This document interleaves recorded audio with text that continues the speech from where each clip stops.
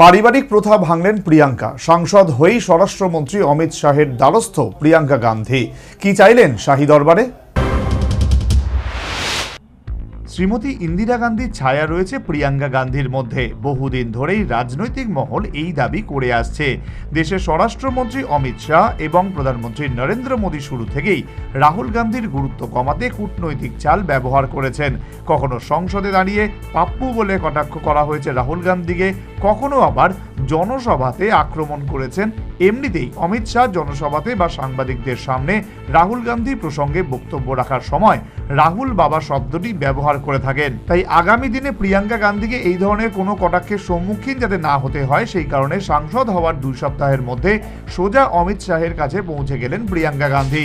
অন্তত রাজনৈতিক মহল এমনটাই মনে করছে। পাশাপাশি অমিত শাহ কেন্দ্রীয় স্বরাষ্ট্র মন্ত্রকের দায়িত্ব সামলাচ্ছেন প্রায় 5.5 বছর। এই পর্যন্ত গান্ধী পরিবারের কোনো সদস্য সরকারি কাজে তার দরবারে যাননি। সাংসদ হওয়ার পর 2 সপ্তাহের মধ্যেই সেই পারিবারিক প্রথা ভাঙলেন প্রিয়াঙ্কা। 10 পরবর্তী ওয়েনারে ত্রাণ বাড়ানোর দাবিতে কেন্দ্রীয় স্বরাষ্ট্রমন্ত্রীর দ্বারস্থ হলেন সেখানকার সদ্য নির্বাচিত সাংসদ।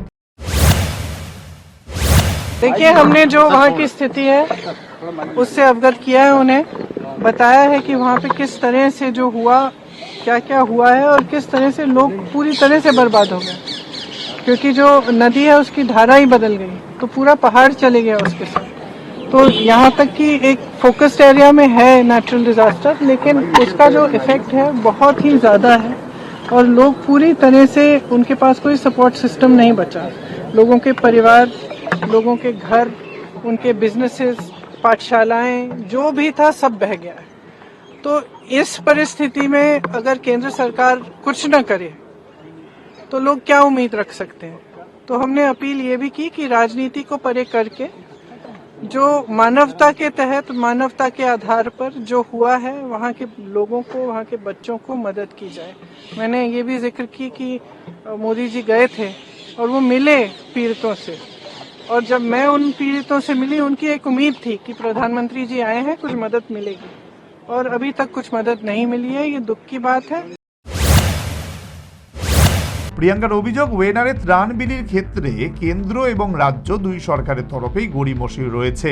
ওয়েনারের সাংসদ বলছেন, গ্রামকে গ্রাম ভেসে গিয়েছে, বহু পরিবার শেষ হয়ে গিয়েছে, বহু মানুষ সর্বস্ব হারিয়েছেন।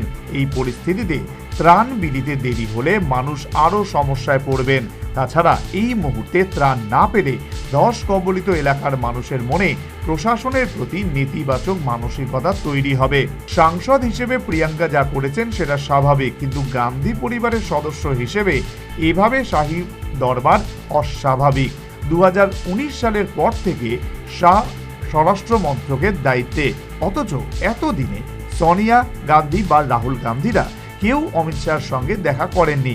এমনকি প্রধানমন্ত্রীর সঙ্গে একান্ত সাক্ষাৎও এড়ানোর চেষ্টা করেন গান্ধী পরিবারের সদস্যরা। সেই রীতি ভাঙলেন প্রিয়াঙ্কা। প্রিয়াঙ্কা মূলত ওয়েনারে ভূমিধস এবং 3 বছর আগে রাজ্যের বন্যায় ক্ষতিগ্রস্তদের জন্য সাহায্য চেয়ে স্বরাষ্ট্রমন্ত্রীর দ্বারস্থ হয়েছিলেন। তবে একা কংগ্রেস সাধারণ সম্পাদক নন, কেরলের অন্য কয়েকজন সাংসদও শাহী দরবারে যান। গত সেপ্টেম্বরে ভয়ঙ্কর ভূমিধসে বিধ্বস্ত হয়েছিল ওয়েনার। ধীরে ধীরে দুঃস্বপ্নের সেই দিন কাটিয়ে উঠছে স্থানীয়রা। তবে তাদের আরও সরকারি সাহায্য প্রয়োজন।